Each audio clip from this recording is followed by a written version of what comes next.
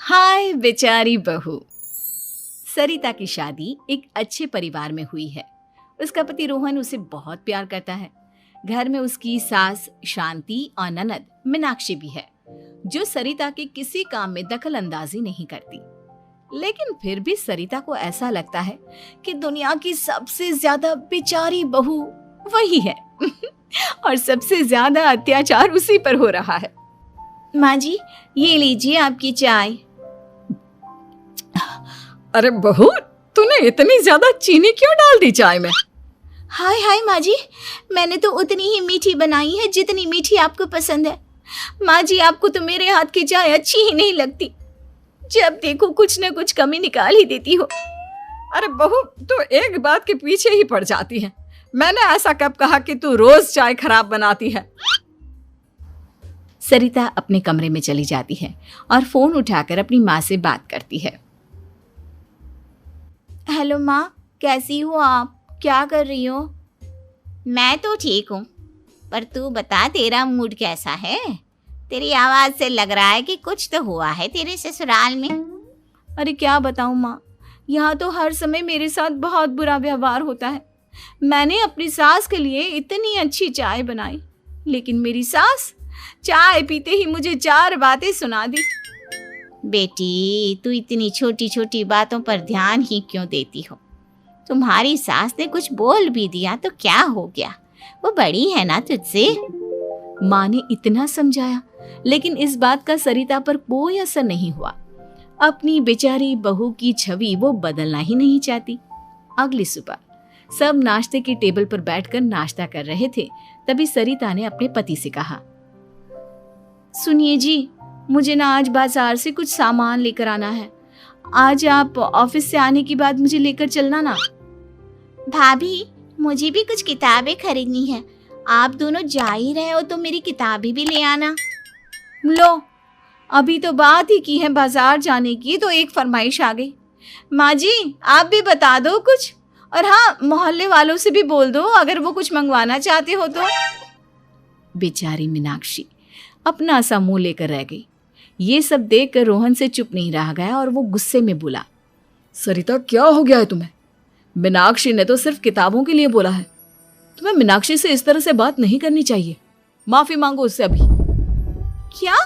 मैं माफी मांगू? दिन भर आपके घर के काम करूं मैं, आपकी और आपके घर वालों की बातें सुनूं मैं, और अब माफी भी मैं मांगू? ऐसा कभी नहीं हो सकता। ये बोलकर सरिता वहां से चली जाती है। एक दिन उनकी पड़ोसन घर आती है। अरे सरिता, क्या कर रही है? और क्या करूंगी भाभी जी, बस घर का काम ही कर रही हूँ। आप बताओ कैसे आना हुआ? अरे मैं तो तुम्हारा हालचाल पूछने आई थी, लेकिन तुम तो बिजी लग रही हो। कोई बात नहीं, मैं बाद में आ जाऊंगी। और क्या करूं भाभी जी, जब से शादी होकर आई हूँ ना, बस काम ही कर रही हूँ। और इस घर में ना कोई मेरी कदर नहीं करता। पति है जो बस घर से ऑफिस, ऑफिस से घर। ननद को तो कॉलेज से फुर्सत नहीं। बची सास तो उनका सारा समय मेरी गलतियां निकालने में लग जाता है। अरे ये क्या कह रही हो सरिता? तुम्हारी सास तो पूरे मोहल्ले में तुम्हारी तारीफ करती फिरती है कि तुम बहुत अच्छी हो, पूरा घर तुम्ही ने संभाल रखा है। हाँ तो क्या हुआ, इसमें गलत क्या कहती है? सच्ची तो कहती है। मेरी मर्जी के बिना इस घर का पत्ता भी नहीं हिलता। शाम को जब रोहन घर आया तो उसने सबसे कहा, कल हम सबको मौसी जी के घर जाना है। उनकी बेटी की शादी है। सब अपनी अपनी पैकिंग कर लो, सुबह होते ही निकल जाएंगे। और सरिता, तुम कान खोलकर सुन लो, वहां जाकर किसी की बुराई भलाई शुरू मत कर देना, नहीं तो मुझसे बुरा कोई नहीं होगा। हाय हाय जी, आप तो ऐसे कह रहे हो जैसे मैं सुबह शाम सबकी बुराई करती फिरती हूँ।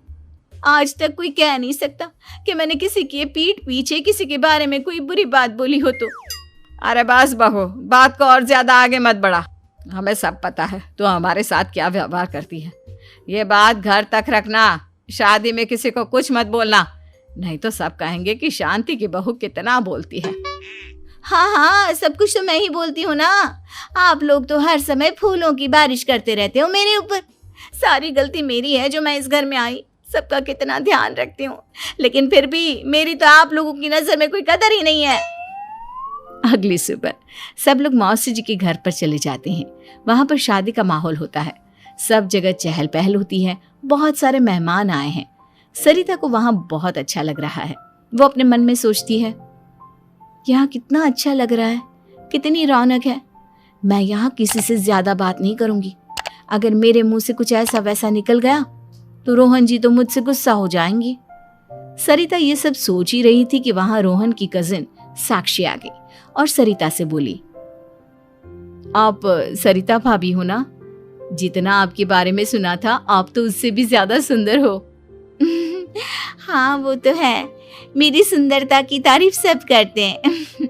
मेरे मायके में तो सब यही बोलते हैं कि रोहन जी की किस्मत बहुत अच्छी है जिन्हें मैं मिली। लेकिन आप कौन है? मैंने आपको पहचाना नहीं। मैं रोहन भैया की कजिन हूँ। आपकी शादी पर नहीं आ पाई थी ना, इसलिए आप मुझसे मिली नहीं कभी। शांति मौसी और मीनाक्षी आपकी बहुत तारीफ करते हैं। क्या कहा तुमने? मेरी तारीफ? कभी नहीं। मेरे ससुराल वाले कभी मेरी तारीफ कर ही नहीं सकते। मैं इतनी अच्छी हूँ, मेहनती हूँ, लेकिन उन्हें तो मेरी कदर ही नहीं। सारा दिन घर का काम करती हूँ, फिर भी मेरी सास ना मुझे सुनाती रहती है, और पति भी मेरी सास की साइड लेते हैं। ना कभी बाहर ले जाते हैं, ना कहीं घुमाने। अगर घुमाने के लिए कभी बोल भी देना तो उनकी बहन बीच में आ जाती है। मैं कैसे रह रही हूँ उस घर में, ये मैं ही जानती हूँ। सरिता की ये बातें सुनकर साक्षी को बड़ी हैरानी हुई।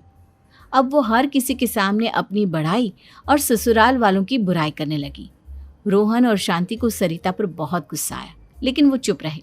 अगले दिन जब वो अपने घर पर आए, सरिता, तुमने क्यों सबके सामने मेरी इज्जत का तमाशा बनाया? तुमसे बोला था ना कि चुप रहना। अजी ऐसा भी क्या कह दिया मैंने जो इतना भड़क रहे हो? तुम जहां जाती हो अपना रोना शुरू कर देती हो, कभी किसी दूसरे की बात ही नहीं सुनती, बस अपनी कहती रहती हो। तुमने सबके सामने हमारा तमाशा बनाकर रख दिया है। हे भगवान, मुझे अपने पास बुला ले।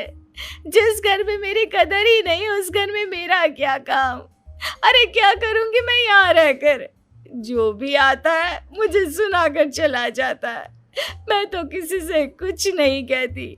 सीधी सादी बहू मिल गई है ना सबको, तो जो जी में आए वो करो।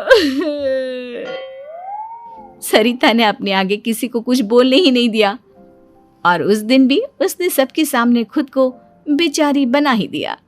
अगले दिन मीनाक्षी कॉलेज के लिए लेट हो रही थी, इसलिए वो हर काम जल्दी जल्दी कर रही थी। अपना नाश्ता लेने किचन में गई और पतीले में रखे गरम दूध को गिलास में डालने लगी। दूध का पतीला उसके हाथ से छूट गया और गरम गरम दूध उसके हाथ पर गिर गया। ओए माँ, हाय मेरा हाथ, माँ मेरा हाथ जल गया। मीनाक्षी की आवाज सुनकर सरिता दौड़ती हुई आई। ये क्या किया तुमने? तुम्हें नाश्ता चाहिए था तो मुझसे बोल देती, मैं क्या मना करती थी? अब पता नहीं कितने दिन की मुसीबत पाल ली तुमने। सरिता मीनाक्षी को उसके कमरे में ले गई और उसका बहुत ख्याल रखा। उसका इस तरह से ख्याल रखना शांति और रोहन को थोड़ा अजीब लगा। माँ, सरिता के दिमाग का भी कुछ पता नहीं। कल शादी में सबको इतना कुछ बोल कर आई है हमारे बारे में, और अब मीनाक्षी की कितनी अच्छी देखभाल कर रही है। ये ऐसा क्यों करती है? बेटा, तेरी बीवी की ना आदत हो गई है सबके सामने खुद को बेचारी दिखाने की, और आदत इतनी जल्दी नहीं बदलती।